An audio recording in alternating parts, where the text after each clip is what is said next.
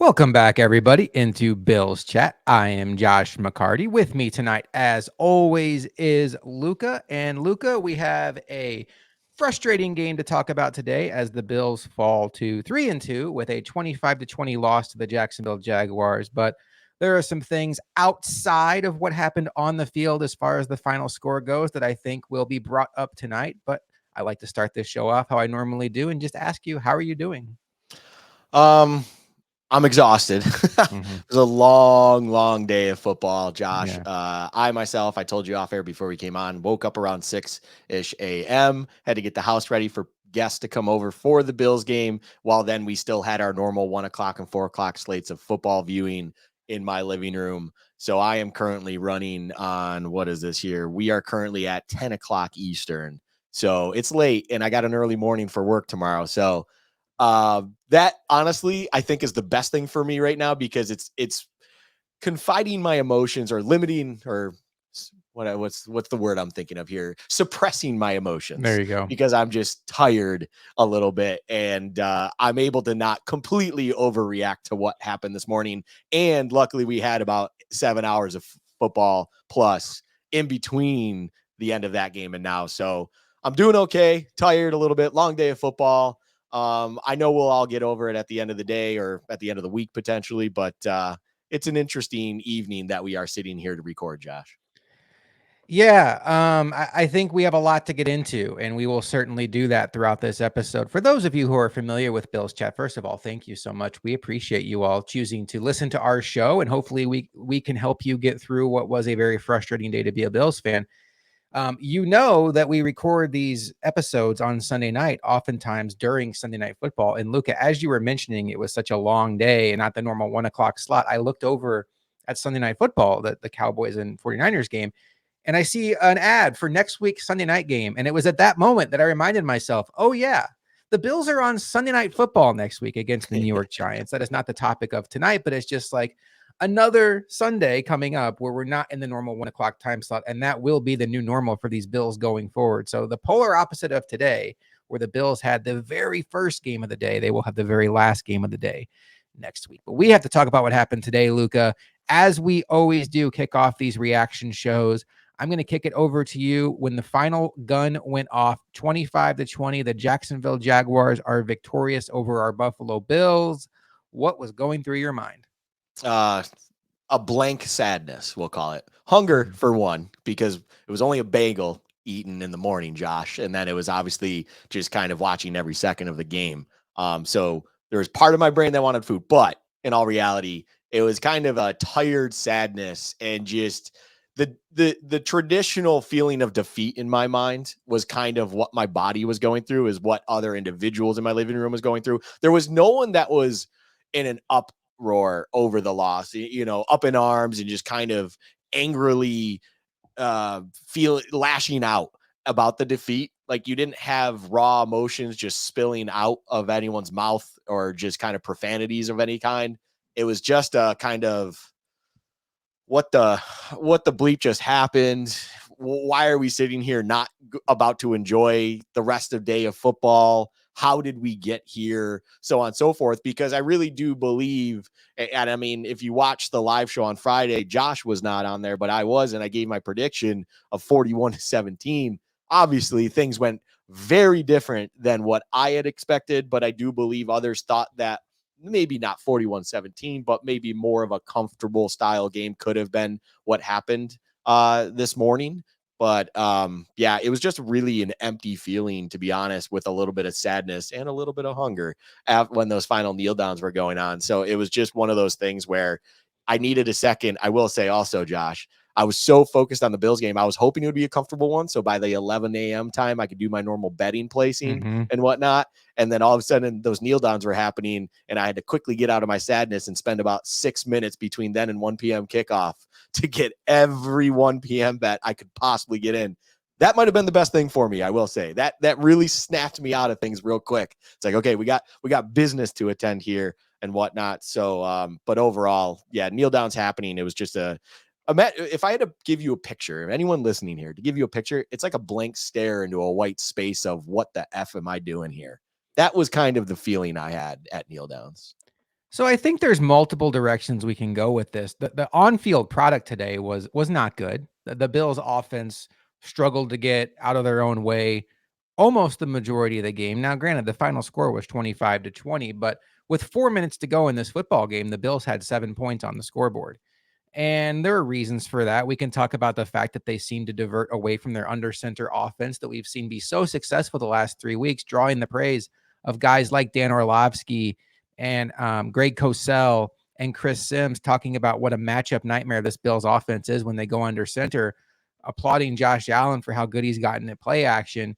And I believe it was Dan Fates from Rochester that said the Bills ran 55 offensive snaps today and 47 of them were out of shotgun. And that was strange. And then when you talk about the defense, they're holding, and then late the dam broke. I am not about to put any blame on the defense for reasons we'll get into in a second. But to me, the story of this game, and there's going to be folks out there, they're going to want to blame the refs. And I understand that. That is not the path I would like to take. I thought the refs in general were way too much in the way today. I thought there were bad calls on both sides. The Josh Allen, defensive Josh Allen, roughing the passer call on our Josh Allen was atrocious. He didn't deserve that call, but I thought there were some calls that went against the Bills. Quite honestly, folks, first rant of the night. I thought the broadcast sucked. There was a game-changing penalty on Ed Oliver that we'll get into as we go along, where it was illegal hands to the face that kept the Jaguars touchdown drive alive. We never saw a replay of that, so I can't tell you if that was a good call or not. I thought the broadcast was awful. But honestly, Luka, it's one loss. It's October 8th. It's week 5. And I think you and I talking about this game could have come up with a lot of reasons, one of which is the Jaguars are a pretty good team, but there are a lot of variables that go into these London games that do not make it necessarily the best identifier of who the better team is. In a lot of ways, it's like Thursday night football where there's just so much randomness, particularly when you factor in the travel, the impact of one team being there for 10 days, one team being there for 2 days. There's a lot of variables where I think any rational Bills fan could wrap their head around the fact that the Bills had a realistic chance to lose today. What my head is on, where I think a lot of Bills fans' head is on, is not just the loss. It's not just how poor the offense played. That is game-wise what's bothering me. It's the injuries. Significant injuries to significant players. The Bills came into this game already having lost Tre'Davious White for the entire season, already down Gregory Rousseau, who was ruled out on Friday, already down Christian Benford, who could not get up for this game. We thought he had a chance to go. He was labeled inactive an hour and a half before the game started. They lost. We don't have the official word on this yet, but at least based on what Ian Rappaport has been tweeting, Matt Milano to a significant leg injury that looks like it very realistically could end his season, and Daquan Jones to a pectoral injury. All we know about that is Sean McDermott said it does not look good. Luka, I can get over an October 8th loss. The Bills are 3-2. I very much think they are in this playoff race. I'm having a hard time wrapping my head around the superstar level players that the Bills have lost in these last 2 football games, 2 of which happened today. Yeah, it's funny the way you just finished that point up. Superstar level players that are kind of getting these massive injuries. We talked about in the offseason, for instance, or even recently, how Terrell Bernard in the middle linebacker just needs to be serviceable and do their job mentality, because they're surrounded by all of these high-end players that are Hyde, Poyer, Milano, Daquan Jones in front of them, so on and so forth. And all of a sudden, all of these guys that are there to support an individual like a Terrell Bernard are dropping like flies. And you are finding yourself in a position where Terrell Bernard, who is still playing well, now needs to actually step up and be more than just a serviceable Mike. He needs to be a guy. And he's showing us that I think the potential is now there. We can have hope in that, but it's not something that you wanted to be in the position of due to what's going on. And the Milano one is just so it's brutal. It's you watch Milano go down, and I think you did, hash it out with the broadcast, and I think it's justified full-heartedly. look, Kurt Warner is one of my favorite NFL players to life. He brought a franchise that I was a fan of as a kid. Obviously, not the Bills, but the Cardinals, I am a big fan of as well. He brought them to a Super Bowl, and I never thought that would happen. He was awful today. Like, I could not stand Kurt Warner on the broadcast, stuff of that nature. What I will say is they made sure they brought up a point once that I thought was valid and right. And it's when Milano had left that sideline, there was zero energy. And I think that is something that's important when you have a guy who is a known leader. Rich Eisen actually made sure he actually told the Bills PR team he wanted to talk to Matt Milano after Josh Allen and I forget, maybe it was Gabe Davis, who the Bills provided for Rich Eisen. Then he went out of his way and was like, I want to talk to Matt Milano. So clearly everyone understands how important he is. And when he leaves, the juice is out when it comes to the defense. There's energy that's just gone.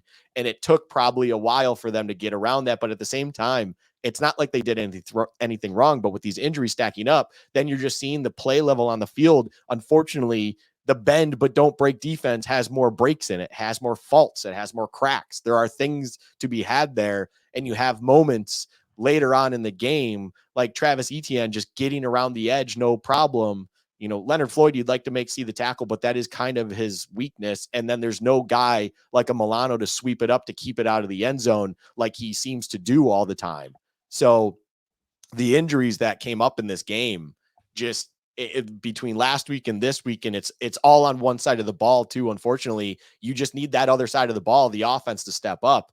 And the impact of the injuries, hopefully you would think would make the offense rise to the occasion, and it wasn't that way. But to keep the focus on the injuries for now, it's going to be a tough conversation we have coming up right here to talk about what can we do without the likes of a Milano and a Daquan Jones, because everyone should know at this point, like, just how massive they are to the unit as a whole and what McDermott likes to do and so on and so forth. That it's funny. The final note I'll bring up until we keep moving on is, like, it was frustrating because you saw a lot of underneath stuff just there and there and there. And at one point, one of my buddies just kind of was like, this is so frustrating. It's just always available for them for a free 5-6 yards. I'm like, well, you got to remember the McDermott linebacker, the classic thing they do, and sometimes he gets praised for, is they're uptight a little bit. As soon as you snap, they go and they fly back 10 yards to cover kind of that deep middle area. But then they still have the athleticism to step back up and make the play, quickly underneath them. All of a sudden, these injuries keep stacking up, and that availability will be there, and it's more and more space because it's taking them longer time to get back and understanding the depth needs and things like that, where it's just naturally going to weaken the defense overall. And Milano is the absolute key to that middle space. So it's going to be a tough thing moving forward to see what happens. But if I want to put a glowing light on this real quick before I kick it back over, I was like, at least this happened early on where you just have more time to try to figure it out. And you're still in a window to potentially make moves if needed. We will have this conversation, but it's happening now. It's not happening in December, where the ability to obtain something is much more limited than where you're at currently in early October. And I think that's where the fork in the road for this conversation, this is where we're at, is there's two paths we can take right now. We can focus on what happened on the field, or we can talk about the implication of the injuries that took place. And we're going to do both tonight, but we're going to start this show off talking about the injuries and what the Bills should do to overcome them. So if you watched the game, if you didn't watch the game, we will catch you up. The Bills lost Matt Milano to what looks like a season-ending injury. And I would say we have strong reason to believe that Daquan Jones is going to miss some serious time as well, maybe also the season. Stay tuned. By the time you're listening to this, you might have official word on that. And you mentioned make moves. So having already lost Tre'Davious White, having seen firsthand, maybe Kyer Elam was not ready for prime time today, but understanding Christian Benford should be back. I will tell you, Luka, I am not of the mindset right now that the Bills need to make a move. I think, one, they only have $2.5 million in cap space. Now, cap space can always be manipulated, but this isn't a team that can go out there and trade for a player that's 8 figures against the cap, which are usually the players that teams are willing to get rid of at this point of the season where we're only 5 games in. I do think they are still one injury away at cornerback before they need to make a move. Just remember, Dane Jackson and Christian Benford are the preferred starters for this team. And as far as depth players go, Dane Jackson is about as chef's kiss as you want. He's a 26-year-old player that has 23 starts in this defense, and he was solid today. I think the Bills are fine at cornerback with Christian Benford and Dane Jackson relative to whatever move they could make, unless you're talking about a pie in the sky move of going out and selling the farm for a Pat Surtain, who Benjamin Albright, who covers the Broncos, has made clear is not available. Now, they keep losing games. Maybe things change. And then linebacker. Now, I'll go to Daquan Jones first. Daquan Jones. We saw firsthand last season in the playoffs, he's an irreplaceable player when you have guys like Tim Settle and Jordan Phillips, who held up well today, trying to play the one technique that is not what they're suited for. What I will remind all Bills fans, Poona Ford is on this roster for a reason. And I know there's a segment of fans raising their hands saying, whoa, whoa, whoa. Poona Ford has been inactive every game this season. How important can he be? I will just tell you, and I understand that Vickers was active over him today.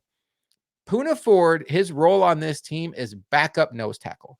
You normally in a game do not need a backup nose tackle on your roster. You figure you lose your nose tackle, your other defensive tackles can get you out of the game. But as far as what the Bills are trying to build from a depth standpoint, defensive tackle, teams usually prefer the Tim Settles and the Jordan Phillips, who can also add pass rush and aren't just space eaters.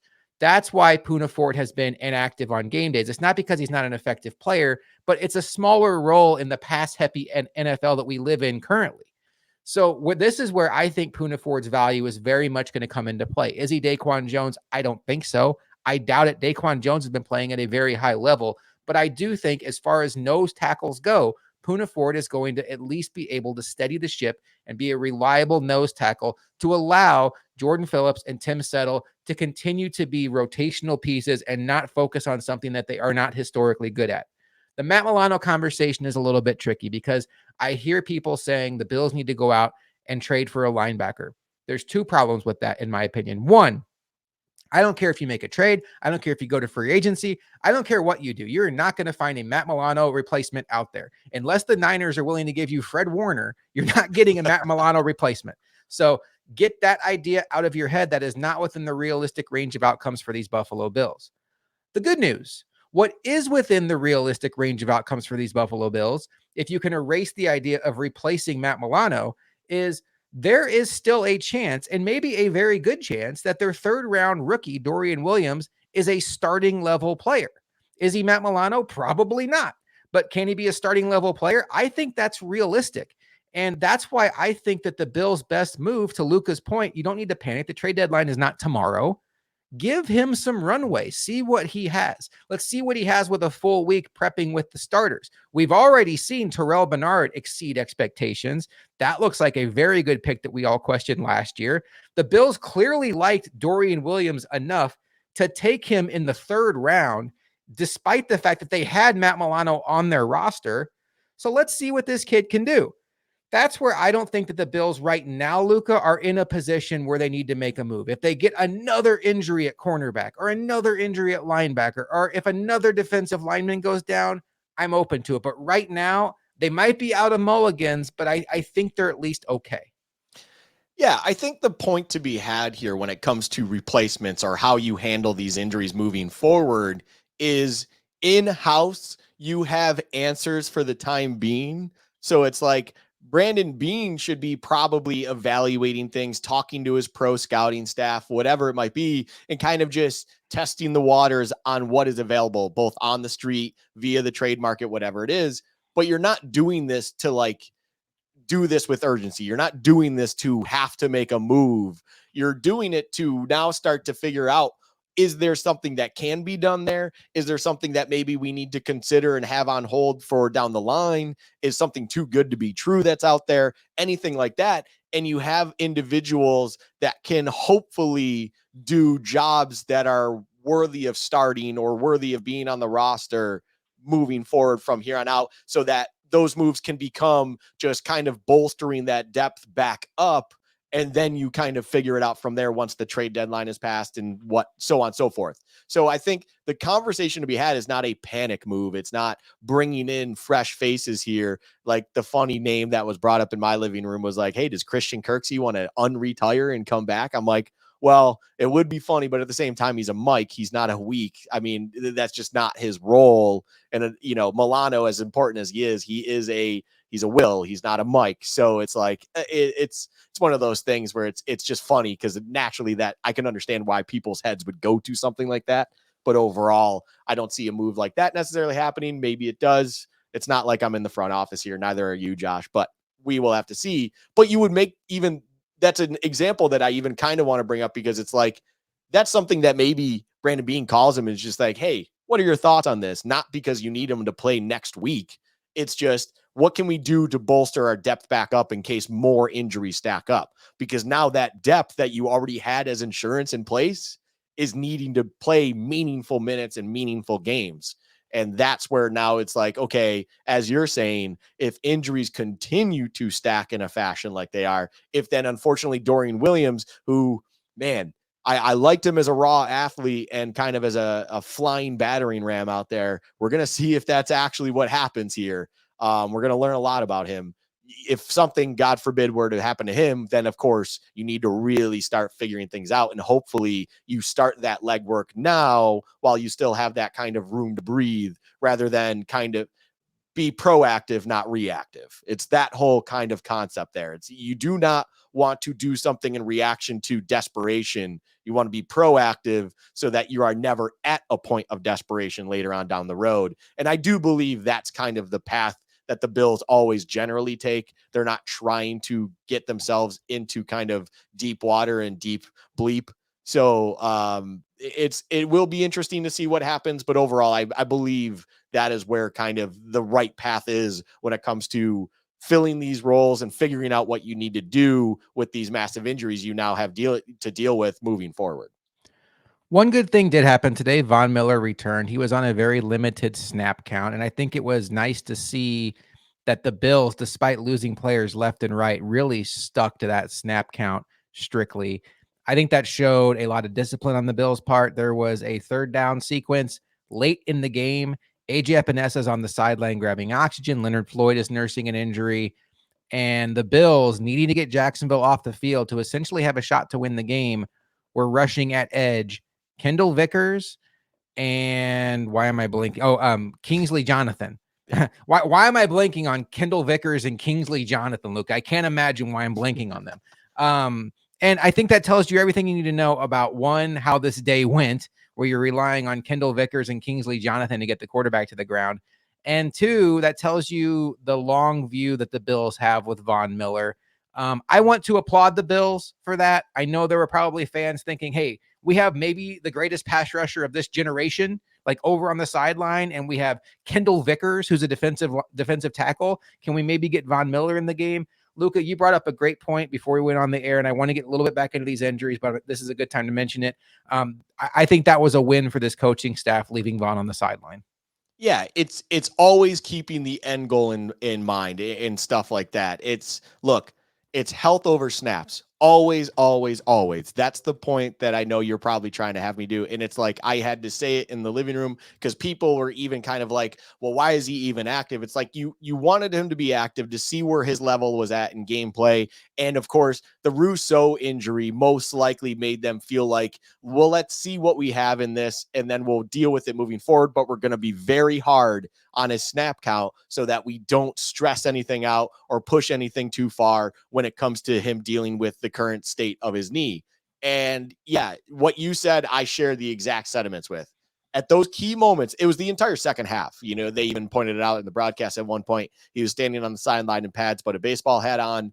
It's like there was a clear understanding of what they wanted to do with him. And the game situation did not dictate them or make them kind of deter off of that and do something else that maybe could have cost them in the long run just because they were worried about what's going on here. Health over snaps always. You make sure you stick to your plan because there's a reason you did that in the first place. And it's most likely an educated decision on how you want to go about it moving forward in the best interest of both the player and his health, as well as what your team is currently looking forward to. So props to them. When there's not a lot of things to give props to on a day like today, that is definitely one little kind of win, if you want to even put that word attached to it for the actual unit and the coaching staff on today's game. I'm with you. And just to circle back to the injury conversation, we both seem to agree the Bills do not need to make a move yet. They have a couple of pretty winnable games coming up. The Patriots after the Giants next week. The Bills are already 2-touchdown favorites over the Giants. Daniel Jones went down late in that game with a neck injury. Quite honestly, there could be a conversation of, is that actually not from a neck injury standpoint, not making light of that at all. I hope it's not taken that way. But from a competitive standpoint, would Tyrod Taylor even be a downgrade at this point in time? And that argument could be made. But 14-point favorite at home. Then they play the Patriots, who just look dead in the water at this point, before coming home and playing the Tampa Bay Buccaneers. These are 3 games that the Bills honestly should go 3-0 in. And, if you're going to be sorting through some injuries, maybe this is an ideal time to be doing that. So, Luka, let's talk about what happened on the field today. The Bills, we mentioned, they lost a couple defensive starters throughout the game. They were down 5 defensive starters in total. At one point, they were down 6. Taron Johnson goes down. A cart comes out. My heart is in my chest, or in my chest. My heart's in my chest, people. My heart's in my throat. And luckily, Taron Johnson was able to shake it off and get back on the field, because that would have been just devastating on top of extra devastating injuries. And the defense, I thought, had themselves a whale of a day. We talk about depth needing to step up. Look no further than AJ Epinesa, who had 2 sacks, a forced fumble, a batted ball. He did everything you would want out of a player that's playing for a Von Miller on a snap count, a Gregory Rousseau who's out of the game, a Shaq Lawson who's out of the game, a laboring Leonard Floyd. And that's what the Bills are going to need now, spinning it forward out of guys like Dorian Williams, continued progress out of Terrell Bernard, hopefully some ascension left still in Dane Jackson, and we can get that going. But my thought on this game, Luka, is, boy, the offense let the Bills down today. Everything the defense had working against it, the adversity of losing players, the fact that this defense was down some guys early anyway, the fact that the Jaguars have a good offense. This defense, midway through the third quarter, had held the Jaguars to 11 points, and the Bills were still trailing. I know the final score says 25-20. The Bills had 7 points with 4 minutes to go in this football game. And to me, we're not going to talk about jet lag right now. We can talk about that maybe later if we want to. There's no way for us to be able to actually quantify how much that was a factor. But what I can tell you is, on a day where the defense needed the offense to pull them out of a fire because they were in the fire, the defense stood in there swinging, and the offense couldn't get out of their own way. Yeah, it was funny. So during the game and during everything going on, I sat there kind of watching it as how you just described it so perfectly. That's where my brain was at as well, where the defense is holding its own. They're only sitting at 11 points. And yet I'm wondering how in the world we're sitting here where we're only at 7, especially where you find it hard early. Maybe there's things you're seeing on defense that you weren't expecting, stuff of that nature. You finally, break through. You have an 11 drive, 11 play, 86-yard drive that ends in a touchdown late in the first half. And it feels like you should be in a good spot. Props to the Jags at this point. The defense was finding themselves in a tough spot, and the Jags proceeded to have a total of 24 plays in the third quarter alone. They had a 17-play drive that occurred and whatnot, so the Bills essentially had 2 4-play drives that ended in punts. So it's like, it's not good. Also, just will say this, since we're talking about the offense here, I saw a crazy stat, Josh. The Jags are now on a streak right now that is pretty under the radar, but impressive, where every game so far, the opening drive of the opposition's offense has led to a 3-and-out. And that's just props. That's props to great. Understanding the team you're playing and knowing how to kind of start on the front foot and making sure you're putting your team in a position to succeed early. So I'll give that props to them. But the Bills offense should be absolutely capable of figuring things out finally and adjusting. We've seen them do that the past few weeks. They've had a very historic set of games the past few weeks. And all of a sudden, it was just like things were not working out. You mentioned the one point early on in the episode. They weren't even running an offense of which we saw in the past few weeks. It was a lot more going back to the shotgun, things that we actually kind of saw on the opening night against the Jets as well. It's almost like they wanted to be like, okay, this is the week where we can try to figure that part of the playbook back out, and where we're going to get back on the right track with that offense. And it didn't work again. So clearly something's going on where that just does not work out for this team.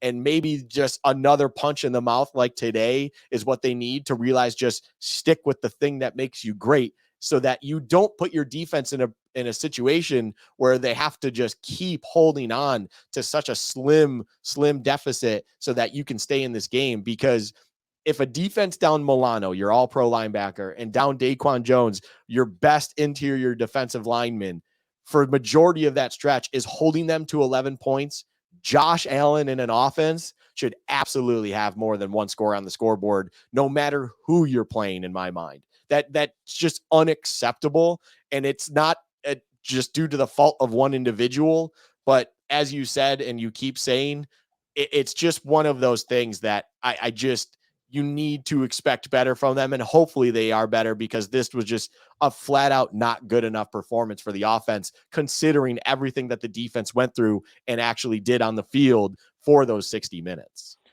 There were a lot of hands in the cookie jar of blame for this game, as George Kittle has his third touchdown of the day. Josh Allen finishes the day with 359, 2 touchdowns, and a rushing touchdown.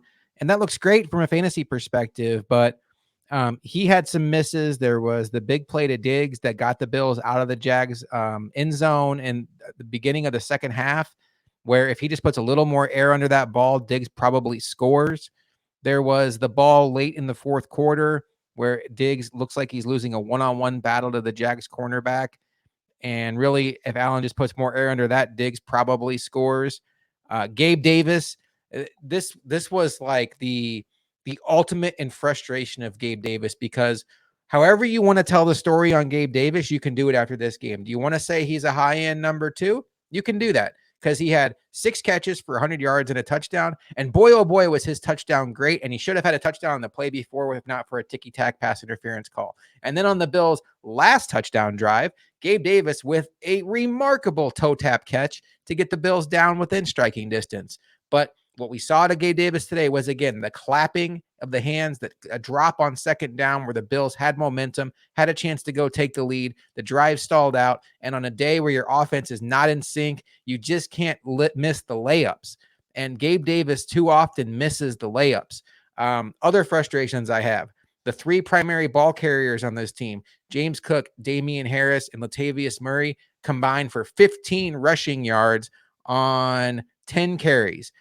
James Cook, 5 carries for -4 yards. So credit to the Jaguars, whatever they had going defensively. Dalton Kincaid, another frustration of mine.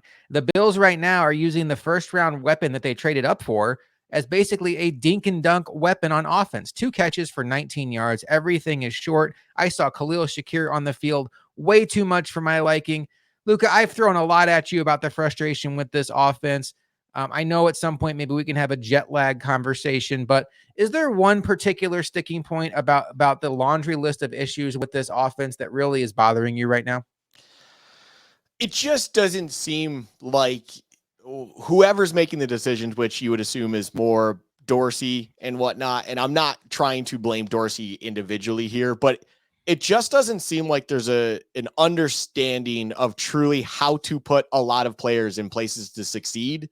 And then unfortunately, I do find it funny you bring up the Gabe Davis thing. This is truly one of those situations where it's like, I even mentioned it to you off air, where we will, when we were talking about a little bit about our game balls, game checks, a segment we love to do every week, of course, where I was like, man, I would kind of like to still at least give a game ball to someone like Gabe Davis, who came up with a big touchdown in his own right. But then there's that one drop that just absolutely stands out in my mind. Like, what? I thought we were done with this. I thought we were cool. Like, I thought everything was fine. And then you just saw that, and it was just like a PTSD flashback to last season, essentially in its entirety, outside of the Steelers game. So it's one of those things where it's like there's just a lot of inconsistencies going on. And then to pile on top of it, your point about Kincaid, or for instance, the 2-point conversion try that you're trying, or the 2-point attempt that you're doing, you get kind of the look you want, and you have Shakir out there, and it's just like he's stuck in mud and he's toe tapping his way to getting tackled nowhere close to the end zone to get those 2 points. And it's like, maybe that should be something if you're trying to get a one-on-one look. Maybe Deontay Hardy should be that guy. Like, I thought that's kind of what you tried to do with Deontay Hardy. You want him in open space. He's shifty, he's slippery, things of that nature. Like, it's just one of those things where I do question if they truly understand how to utilize not your Stephon Diggs, not your Gabe Davis's, even how to use Deontay Hardy, how to use Trent Sherfield, how to use Khalil Shakir, how to use Dalton Kincaid. All of these individuals, it just feels like they're not being utilized correctly, and they're not being put in positions to succeed at their maximum potential. And when you have someone like a Josh Allen, and then a absolute shadow of a weapon that is Stephon Diggs out wide, you would think that those opportunities will absolutely be there for them. And then you can absolutely do anything you possibly want to put them in whatever it is that they can succeed at best. And we're just not seeing it yet. And that's just beyond frustrating, And it's the point of this offense, and where the success was coming from, and you could hear the accolades as well, was, this is going back to kind of something I said in my previous point, but it just kind of fits here as well in this conversation. It's like we were being lauded for how well we were running the ball outside of Josh Allen. We were no longer Josh Allen dependent, and we were getting a lot of contributions from elsewhere. And obviously this clearly comes down to a package situation, coming out of the gun instead of out of under center, whatever it might be. This game, your leading rushers, Josh Allen, 4 carries for 14 yards. Damian Harris, 3 carries for 13 yards. James Cook, non-existent, 5 carries for -4 yards. Like, I'm not thinking that I'm not trying to disrespect the Jags in this sense. Maybe they are the greatest rush defense of all time. I don't believe that's the case. So how is that the success you had on the ground, which just kind of complicates things, especially when that was a key component of what we saw in the previous few weeks that led to a very high-end offense we saw for those weeks, and just completely put teams away in proper fashion with high-end guys. So they don't understand what they have in their hands potentially. They're not putting guys in positions to succeed. You're seeing kind of little things come out. Overall, it's just, there's dysfunction occurring still in this offense. And maybe they truly aren't that well-oiled machine we thought they were after last week against Miami. So we have to talk about it. This game was just so different in the last 3 weeks. And really, you mentioned it, last week against Miami was the quality win. The Bills don't get a whole lot of credit nationally, or really even on this show, for smashing the Raiders and the Commanders. But last week's win against Miami got the attention of everybody, 48-20, shutting down the Dolphins, but also scoring 48 points, and really could have broke 50 if they hadn't brought in the backups. So, given the fact that it looked so much worse today, everything was out of sync from a game plan perspective, from an execution perspective, from guys missing throws like Josh Allen, guys dropping passes like Knox and Davis. How much do you think the jet lag played into it? And I know it's a guess. I know it sounds like an excuse. And maybe I don't want to ask it that way. In fact, I don't. How much are you willing to listen to the jet lag conversation at this point, Luka? It's going to be a topic of conversation for those who don't know. And if you don't know, that's okay. The Jaguars were there for 2 weeks. They played the Falcons there last week, stayed in London this week. The Bills made a unique strategy. It's a little bit new age way of thinking with some sports science. They went out on Thursday night, Friday morning, basically sacrificing sleep on Friday, got off the plane, went right to practice.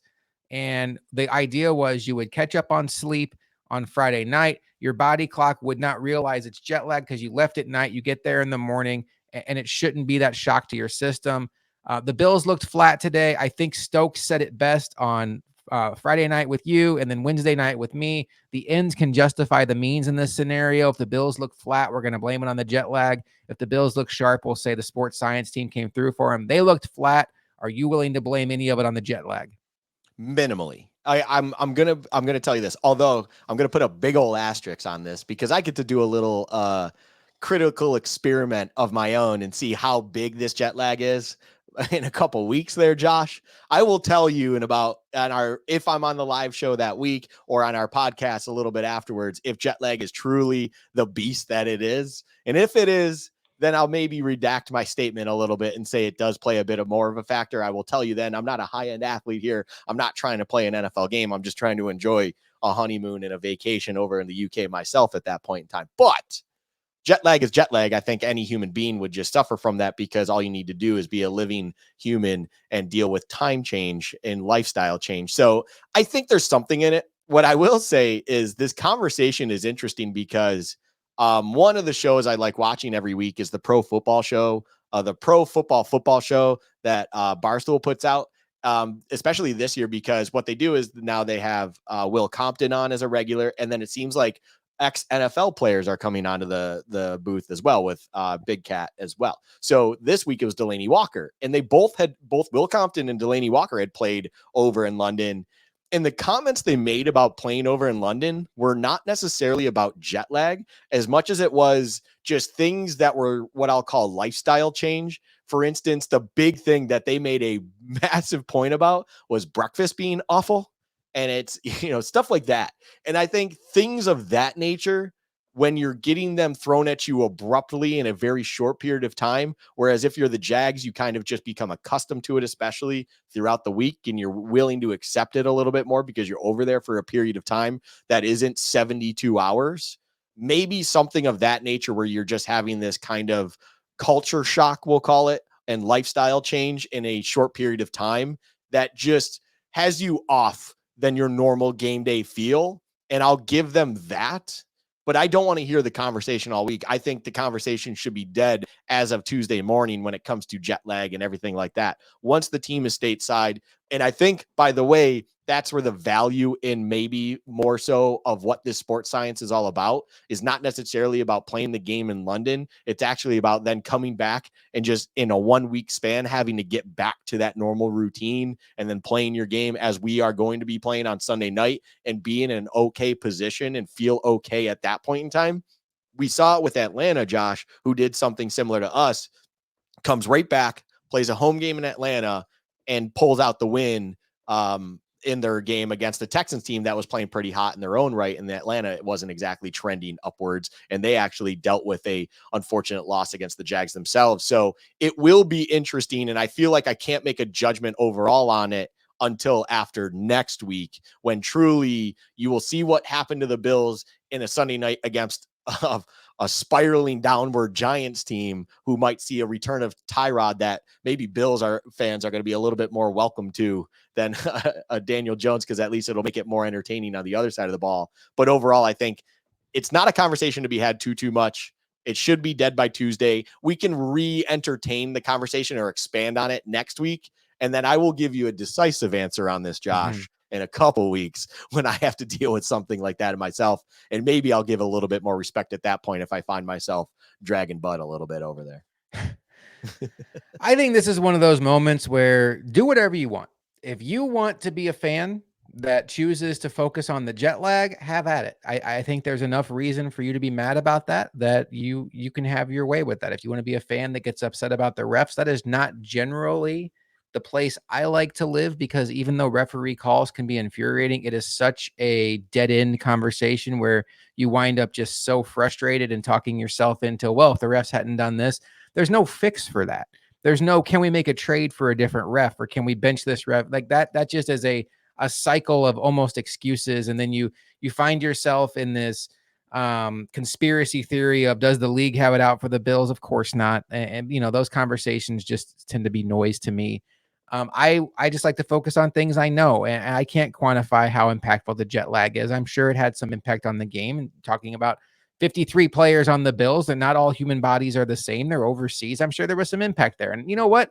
From a Jacksonville standpoint, these guys have been away from their home for 2 weeks. There's probably some impact there too. So who knows how much it quantified? All we know is the Bills lost a game today, and I can look at the stats. I can watch the game and say the offense did not do their part.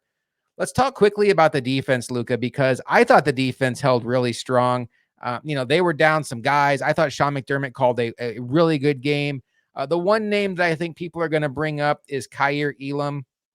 I guess we can have that conversation here because it's been a popular comment of why is he inactive? And we've been telling people it's because teams only dress so many boundary cornerbacks. He doesn't really contribute on special teams. Kyer Elam got his chance to get into the lineup today, Luka. The Bills needed him. The defense overall played well, but I think if there was one player on the defense that you would single out as a guy that didn't play well, it might be their first round pick from last year. Yeah. Kyer Elam was unfortunately an individual in today's game that there was a clear understanding of who Trevor Lawrence needed to be looking for on the opposite side of the ball at key moments. And then it seemed like I know everyone's probably like, can we stop putting Kyer Elam on Ridley? Because it seems like they want to go to Ridley at this point. I don't think that was what it was. It's not them wanting to go at Ridley. We just so happen to have Kyer Elam lined up against Ridley on all of those occasions. And he was just not able to handle the excellent footwork and route running abilities and everything like that. That's what Ridley is. Like, he is that kind of guy that can get you a little bit off your game. And Elam is just not it right now. Like, it's just not working out. And the performance we saw today, just in the end, really justified why he's been a game day scratch. Because if you don't bring versatility, as we've talked about in the weeks past, Josh, if you don't bring that versatility on game day, you need to be extraordinary. Essentially, you need to be start worthy at what your primary position is to be rosterable. And Kyer Elam was not above the likes of what was Dane Jackson, Christian Benford, and of course, when healthy, Trey White. So you're not making this guy healthy. Well, now that Trey White's gone, and now that especially Christian Benford's gone, you have to play. And it's like, this is your moment to step up if there was ever one to kind of get back in the mix.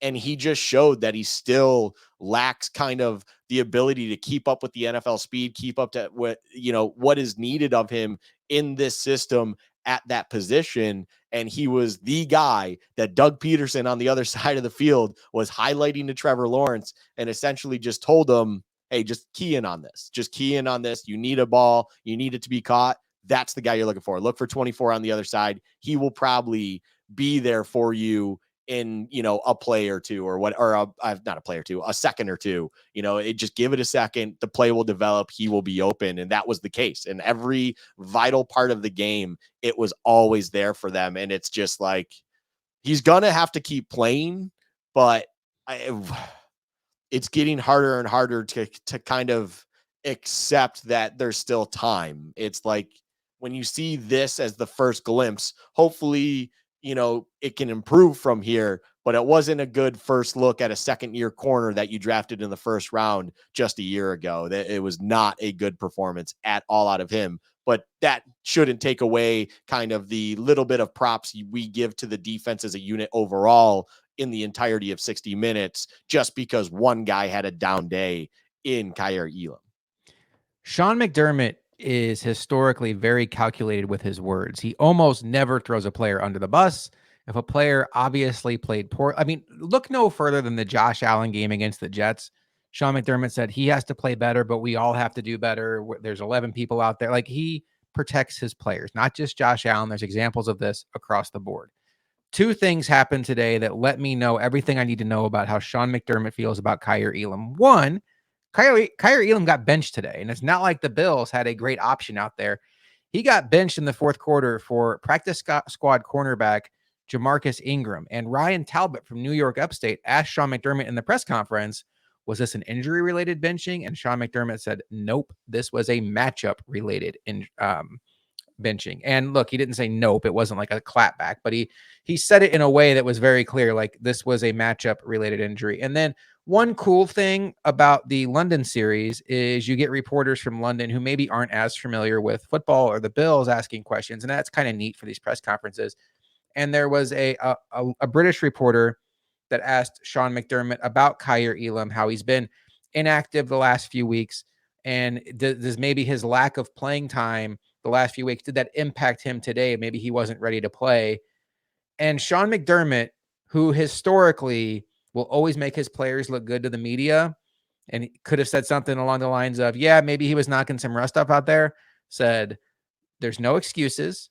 Players in this game have played before after not playing the week before. you are a professional, you have to do your job, and we need players to come through. He didn't single out Kyer Elam. The question was clearly about Kyer Elam, but that tells me Kyer Elam is clearly not in his good graces. If you didn't trust the depth chart, trust Sean McDermott's words. I think Kyer Elam is going the wrong way. And I believe now, maybe much more than I even believed in the summer, that Kyer Elam could be traded off of this roster sooner rather than later. And I know it's crazy because they have a lot of injuries now, and trading away players is not something they want to do. But I could definitely see a situation, if not in season, where by next offseason, we're talking about a Boogie Basham level trade for Kyer Elam, which would be very, very disappointing. Luka, I want to get into a big picture conversation with you about these Bills. Is it panic time? Is it time? Can they still accomplish the ultimate goal despite the fact that they've lost Tre'Davious White and what looks like Matt Milano and Daquan Jones? But before we do that, let's put a bow on this Jaguars game with our favorite segment of the week. Unfortunately, it won't be as fun this week because we have to do so with a loss. It is our game balls and game checks segment. For those unfamiliar, game ball is the MVP. They get our game ball for the week. Game check is the direct opposite. It's a player that really didn't even need to show up, and they should be forced to hand in their game check for their performance against the Jacksonville Jaguars. Luka, I will go first on this one because I did kind of call my shot on this. AJ Epinesa, mentioned earlier on Twitter, as I'm trying to pull up the box score to make sure I have it all right. I mentioned on Twitter earlier this week that with the injuries trending, with Shaq Lawson and Greg Rousseau out, Von Miller laboring, AJ Epinesa was going to get a chance to step up against this Jacksonville offensive line that was getting back Cam Robinson, but this was a chance for AJ Epinesa to really leave his mark in a contract year. And boy, did he. He had 2 sacks on the day. One of those was a forced fumble that he recovered. Also batted a ball down that should have been a turnover, or it should have led to a punt, but there was that bad call on Jordan Poyer. AJ Epinesa stood out for me today on defense on a day where the Bills had defensive players dropping like flies. They needed somebody to step up, and AJ Epinesa was at the front of the line. Yeah. Props to you for a nice, beautiful tweet, even pregame, to kind of, I'll say, sniff that one out, give you a little bit of props to yourself. My game ball goes to you. No, I'm just kidding. I'll take it. So yeah, it shouldn't be surprising to anyone based on the conversation we've been having here, that my game ball will not be on the offensive side of the ball. Although there were still at least decent performers that showed up today and did what they could for this team on the day of, especially late when things are kind of looking bleak. Individuals did step up, but my game ball, after some deliberation, we talked about it a little bit, but I still wasn't 100% until we got to this segment right now, is actually going to go to Ed Oliver. And it's for a couple reasons here. I think in the game itself, he still was impactful. He was very, very relevant and things like that. But that alone is not only the reason he's getting my game ball. We've seen in the past with Ed Oliver that when a Daquan Jones goes down, when his trusted partner that can actually swallow up a lot next to him is no longer there, that's then when he starts to disappear. That's when the impact of him is no longer really felt anymore. And even with Daquan Jones leaving, and then them, as we've talked about, kind of scrapping together one technique between Ed Oliver, Jordan Phillips, and then also even Tim Settle at times, it's like he was still involved. He was still making his presence known as much as he possibly could. And it was noteworthy. It was noticeable on the actual feed. You could see the impact that was at Oliver. And it impressed me. And as individuals such as yourself and myself, we're going into the season, we were a little bit of an Eddie O hater podcast, we'll call it as a whole. He's continuing to win me over even in a negative game such as this. So I think in that regard as well, he absolutely deserves a game ball out of this. It's a great call. He has 4 sacks on the season. He has been noticeable in all 5 games this season, And you mentioned it. Daquan Jones going out was not an excuse. The Bills did a really good job. Now, I know ETN broke a couple ones late, and that is going to skew the numbers. He ended up having a very nice day from a fantasy perspective, 26 for 136. He had a long of 35, but throughout the duration of the game before the dam actually broke on this defense, they were doing a good job bottling up the run without Matt Milano, without Daquan Jones. And I think Ed Oliver was a big piece of that. So I like that game ball. A couple other names that I would throw out there. I thought Dane Jackson really held his own. in a position where the Bills were without their two starting cornerbacks. I thought Dane Jackson didn't really have any plays where I noticed him being out of position. Maybe it's because the Jaguars were doing what Lucas said and just targeting Kyer Elam. That would make sense. I want to give credit to Tyrell Dodson. He's been a whipping boy on this show. He came in the second half in the Matt Milano spot for Dorian Williams. I'm not really sure what went into that, but I thought Tyrell Dodson had himself a pretty good game. Made a couple plays in coverage. And overall, it's not an easy spot to come into. You're not game planning for this game. And, you can say, I want to watch the starters play. I want a game plan. But if you're not expecting to play, I thought he played very well. I don't really have anybody on offense, maybe Diggs. But, at this point, I don't really want to give the offense too many roses for how they played this game. All right, Luka, I went first with the game ball. Let you go first with the game check. Who is your game check award winner or loser, however you want to phrase it?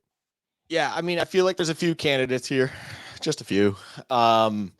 It's one of those games where, look, Gabe Davis has a drop that really I brought up. It's kind of highlighted in my brain as like a PTSD moment, but it would be absolutely cruel of me to give an individual who still had 6 catches for 100 yards and a touchdown on the day and on only 8 targets. So if you really think about it, that one drop might have been one of his 2 blemishes on the day when he still had a successful day, things of that nature.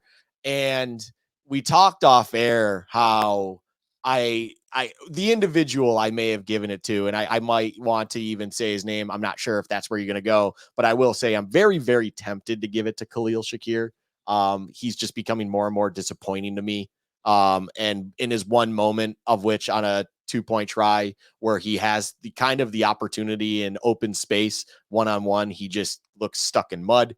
But I'm actually going to, it's not hate necessarily on him when it comes to where I think some fans go to, but this was an off day for Ken Dorsey. And I just cannot look past the fact that you had a historic level offense and just you were doing things historically well on the offensive side of the ball for the team that put us in a position where we won games by certain margins and we're so efficient and everything like that for the past few weeks to then come into this game and do things completely differently at the core of it when it comes to what you're calling in what formations, personnel, stuff of that nature.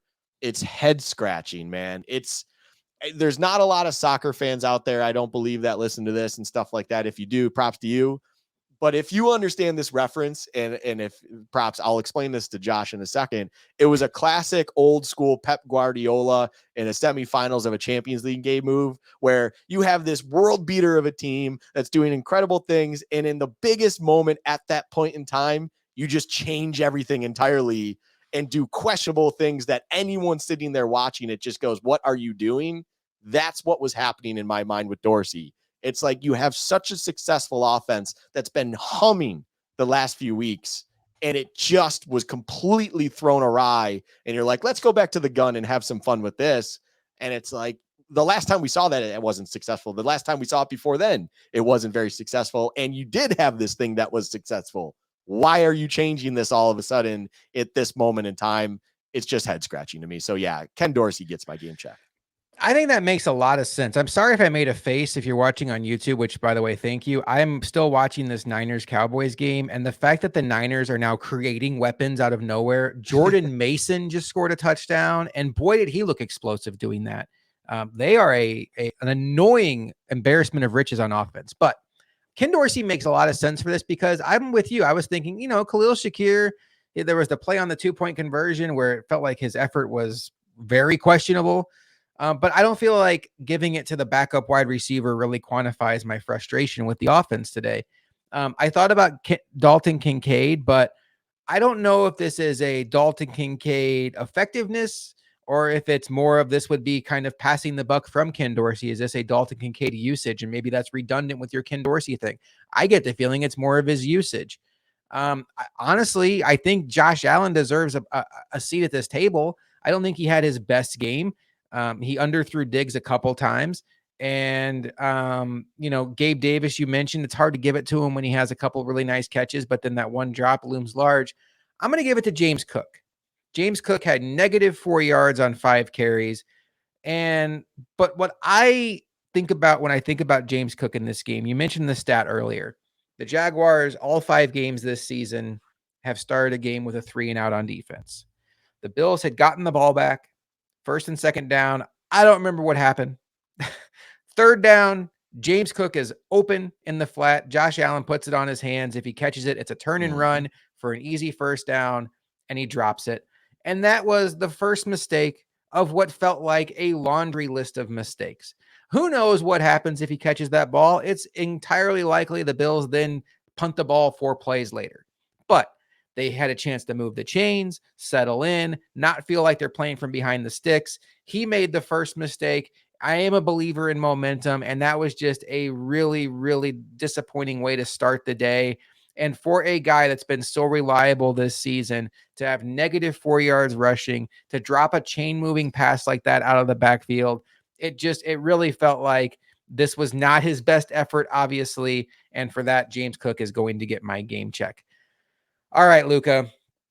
I want to ask one more question before we get out of here tonight. I think we're going to kind of skip around the league. We figure, the way Bills fans are after losses, particularly painful ones, we don't get the impression they want to hear us talk for 30 minutes about what happened on the out of town scoreboard today. So I think where a lot of people's heads are at is, okay, the Bills are 3-2. They lost a football game. I get that. They lost some important players. I get that. But was this a season-changing day for the Bills? And what I mean by that is this team, if we assume Matt Milano and we assume Daquan Jones are not coming back, for the sake of this conversation, let's assume they aren't. And we know Tre'Davious White's not coming back. Is this team, as it stands right now, with no move coming in that's impactful, like I think AJ Klein or Christian Kirksey off the couch would not qualify as a impactful move, are they still capable, Luka, of winning the entire Super Bowl? Yes.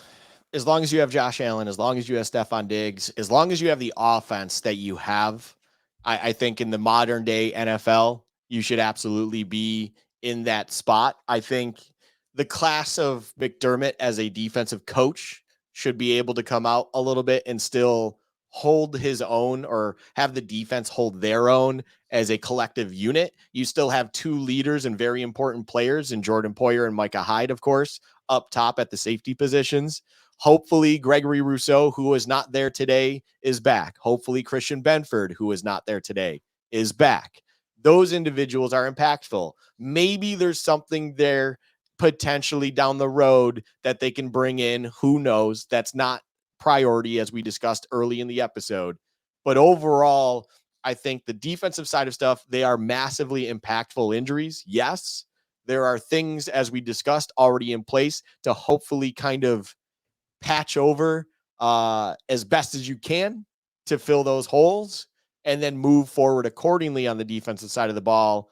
And luckily, no one significant on the offensive side of the ball outside of a couple snaps missed due to an injury that Dawkins sustained at one point in time happened, where you just get to next week, you get back to what's successful, fingers crossed, and just get back to what we saw in weeks prior to this and not try to beat a horse when it's down and try to figure out this shotgun offense. Because honestly, if Josh Allen's under center for the rest of the year after this, I will probably be very happy about it due to seeing the success rate that came with that comparative to the other option that was just a primary gun offense. Because whatever works, man. That's all we need to see. It's a result-based business, and just get them however it is. It doesn't need to be pretty. It just needs to be a win in the stat sheet and on the scoreboard. And that's all that matters to get you to that final goal. And you have Josh Allen, you have Diggs, you have the guys to do it at a high level. So no, I don't believe this closes the window on the season.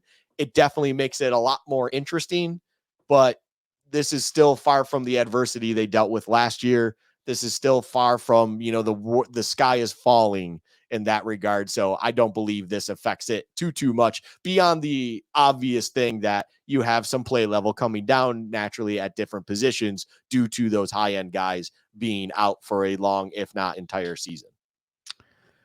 So I think when you have a team as good as the Bills, when you have a quarterback as good as Josh Allen, I think the mindset, especially as somebody who's watched football my entire life and I'm getting used to having a good team, is the regular season at this point, you have to assume your team's going to make the playoffs when your team is as good as the Bills.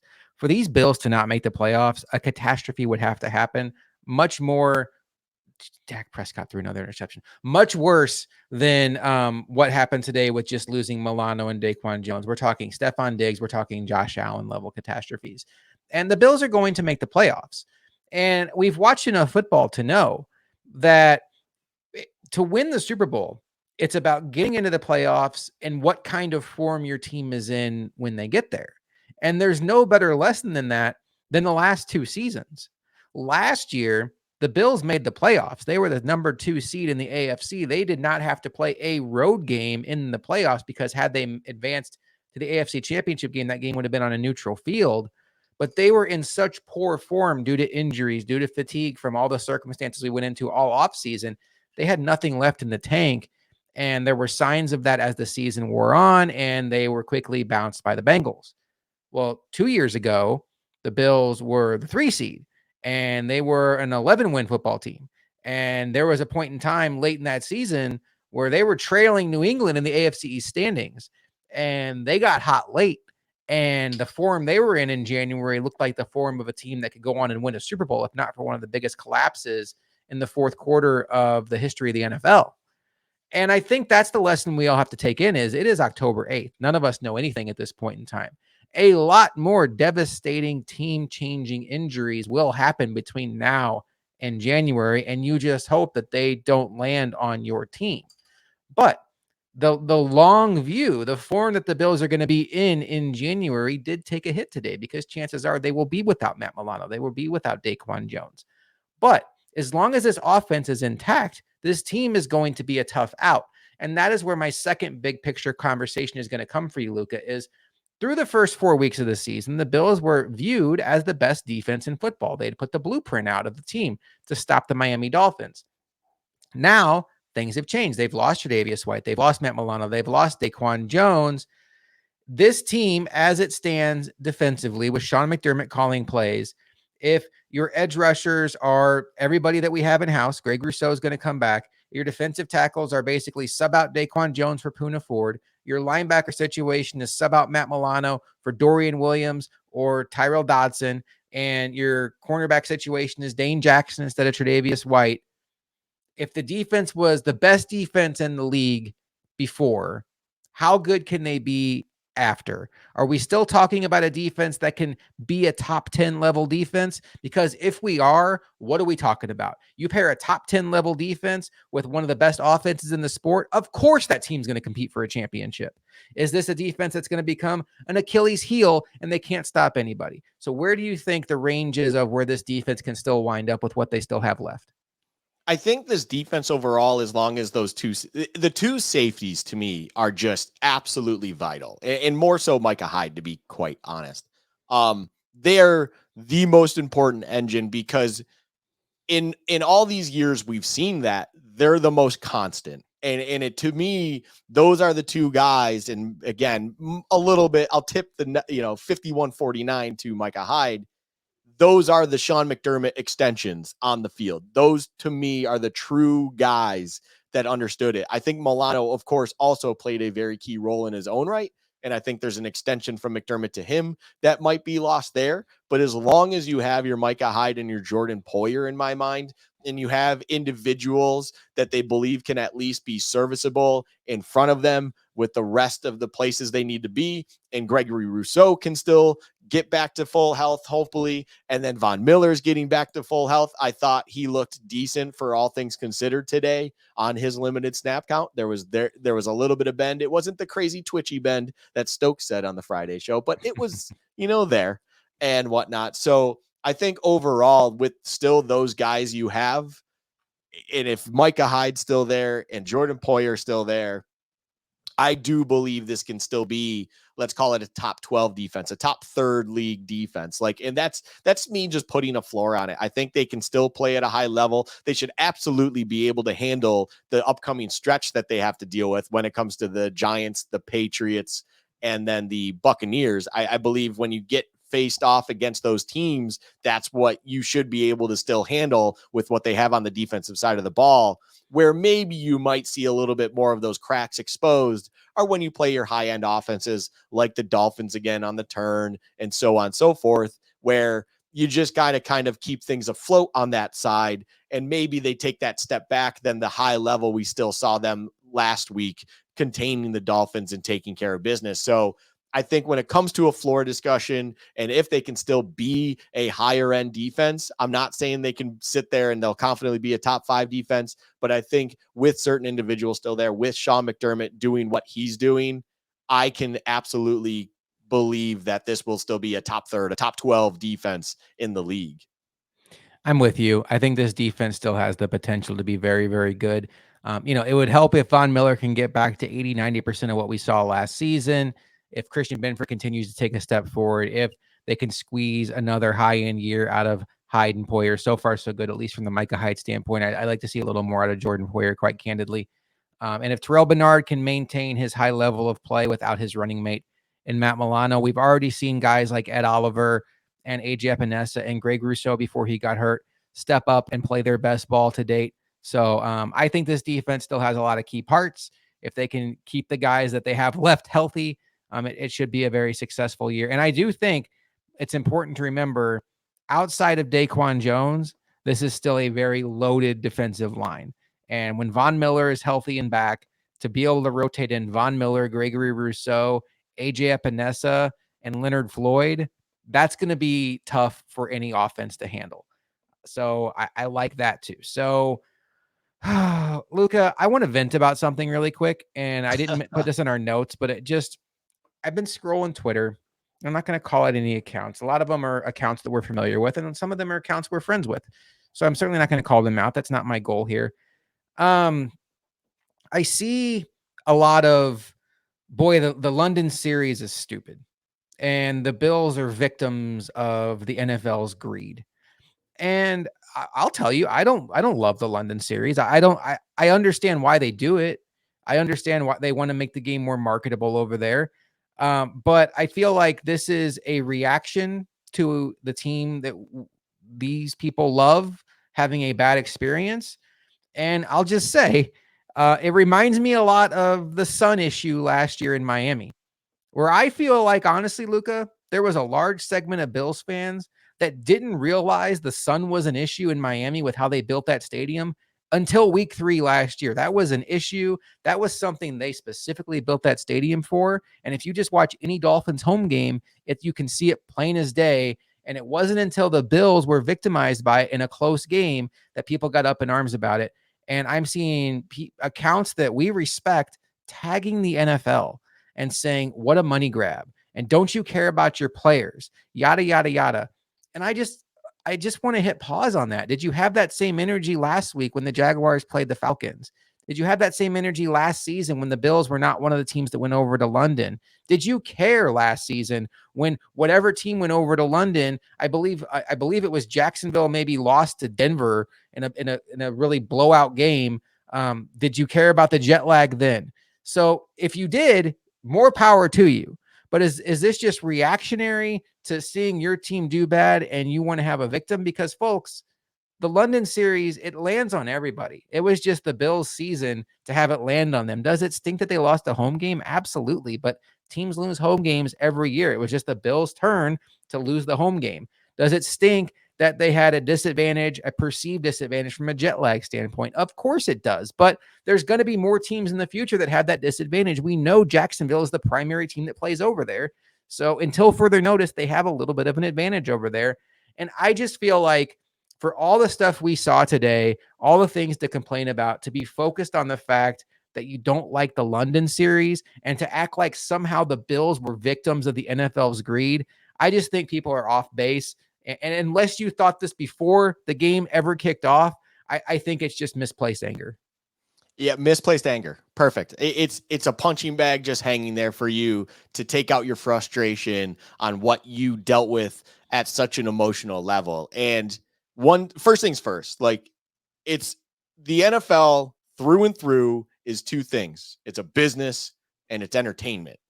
And that is always going to be the primary objectives of the NFL. That will be the primary objective of all major sport leagues and things like that. They, of course, they concern themselves with the, putting players in positions to hopefully remain healthy and everything like that, because it affects, and not to be as lame, as harsh as it might sound to some, if you don't already have heard this before, you want to keep the product on the field as healthy as possible. Like, of course, they care about that exponentially. There's a reason you see all the ridiculous stuff that you see with quarterbacks. You see these flags, like you pointed out, the roughing the passer call, by the way, what do they call it technically? The personal foul prior on the linebacker, that on the Jags linebacker prior to that continued that drive even forward. Even worse than the Poyer one earlier on in the game on Ridley that I still thought was questionable as well. There's reasons those penalties exist, though. They care about players, they care about player safety and things like that. And hopefully it just deters those moments from happening as much as they used to, because you want the product on the field to be good. It's misplaced to then blame the NFL for these London games and stuff like that. They've been doing these since going back to 2007. If you do not remember, they've been doing international games as a whole. The international series technically didn't start until 2007, but they even had that Monday night game in Mexico between the Cardinals with Josh McCown playing the Niners before it was even an international series. This is a thing we've been doing all. And now Mexico is obviously a completely different animal than London, and then of course Germany and stuff of that nature. But there's reasons that they do that. They're not the only league that does this. The NHL does this. The NBA does this. Everyone does this because it's just smart business.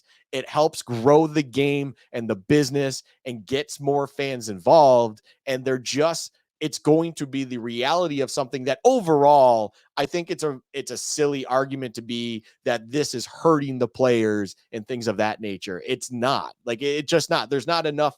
I would love if anyone could approach us with something that clearly shows that playing in London is a massive kind of disadvantage to a player's health and overall is, dangerous for them to play in these games, to the point of, like, you see college high athletes at high ends stepping out of bowl games because it's unnecessary games and wear and tear on their body for their overall business when it comes to getting drafted in the NFL. I don't think that kind of proof is there. This is something that always happens. You didn't hear about these complaints when you're at Wembley. Now, Wembley is a grass field.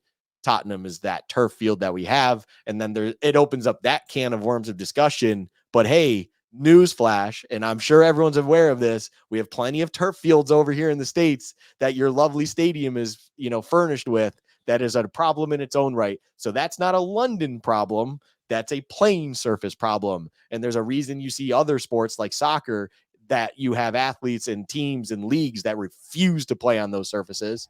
I'm not sitting here trying to beat that drum, but overall, the point you're bringing up here is perfect. It's a low hanging fruit speed bag hanging in your garage to get out your anger, just because you're frustrated at what you had to deal with emotionally as a fan. And overall, it's a silly thing to kind of say. It's weird to me. I don't think it's something I don't even find it healthy, to be quite honest, when it comes to your own mental health, because if you constantly just try to find a place to put that anger in, that just is not right.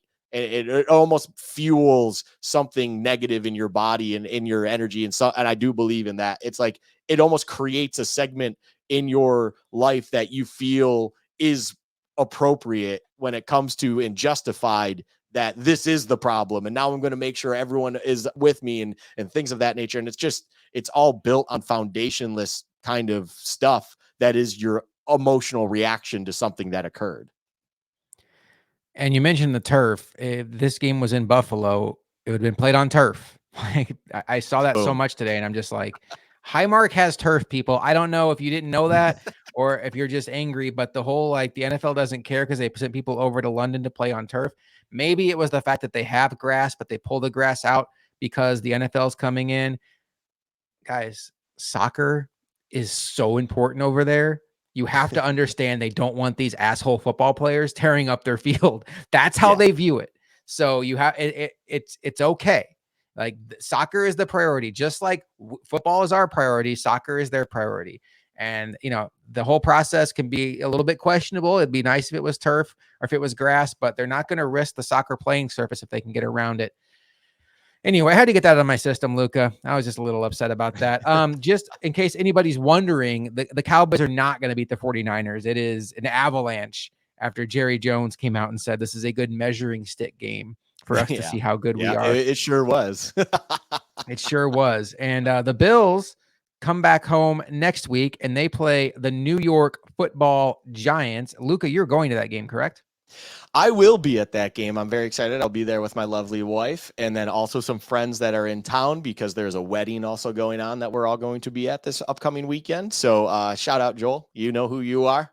You got now 6 days until your wedding, bud. I know he's in it right now, Josh. It's those week of things going on. It is what it is. Our obviously mutual acquaintance Stokes also had to do his fair share of stuff. It's what we all go through. Things of that nature. But yeah, I will be at that game, of course. So, I mean, as you were going to bring up, and I'll even say it might be a little delayed when it comes to our next Bills Chat podcast episode dropping. It'll still be coming out on Monday. It just won't be as early. We're going to record it Monday morning instead of making Lucas stay up till 2 a.m. after maybe having a couple adult beverages. And hey, Joel, I always appreciate your interaction on Twitter, but I will just tell you for the sake of your marriage, make sure you're not on sports Twitter on Sunday if you just got married the night before. I think maybe your priorities should be No, elsewhere. they'll be because they'll be at the game too. The day after the wedding, they'll be at the Fair game enough. too. Okay, So, well, Joel, if you tweet at us on Sunday, I will be telling you congratulations. Make sure you tag your wife. I will tell them congratulations as well. Always appreciate the interaction. All right, so next week's episode will be a little bit delayed, still coming out on Monday. Luke and I will be back after a couple of interesting weeks. I had to take my daughter to SmackDown on Friday, so thanks again to Stokes for filling in.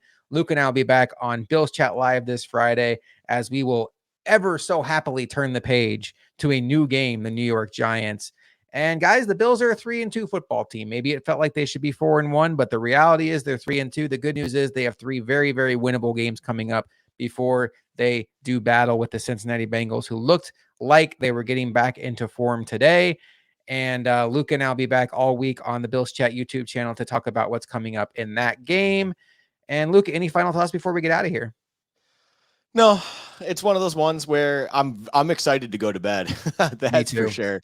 But overall, that sleep will hopefully kind of mend the wounds that are still open from this game. We'll wake up refreshed. I know I have a busy workday tomorrow, Josh. I'm not looking forward to it, but at the same time, when it comes to fandom and emotions that are linked to that, a busy workday might be a good thing on the Columbus Day or Indigenous Peoples Day holiday that we have coming up tomorrow. If you're off, lucky you. Congratulations. I am not. I still have work, but I'm actually kind of happy about it because it'll keep my mind occupied where I don't really think about this. And all I'll probably be thinking about is just work at hand. And also, can Christian Watson score 42 points for me to win a fantasy matchup by some miracle? So we will have those things going on tomorrow. Man, and if you're looking for Monday Night Football to cheer you up, what a terrible matchup. I mean, Jordan Love is okay. The Packers are okay. The Raiders are atrocious. I just want to have a conversation with the folks that hand out the national TV games. I feel like they could do a better job. The fact that the Giants are on every single week, the fact that we've seen the Bears multiple times. Let's get it together, folks. We are not going to stand in the way of Luka hitting his head on the pillow any longer. For Luka, I am Josh McCarty. We will see you next time on Bills Chat.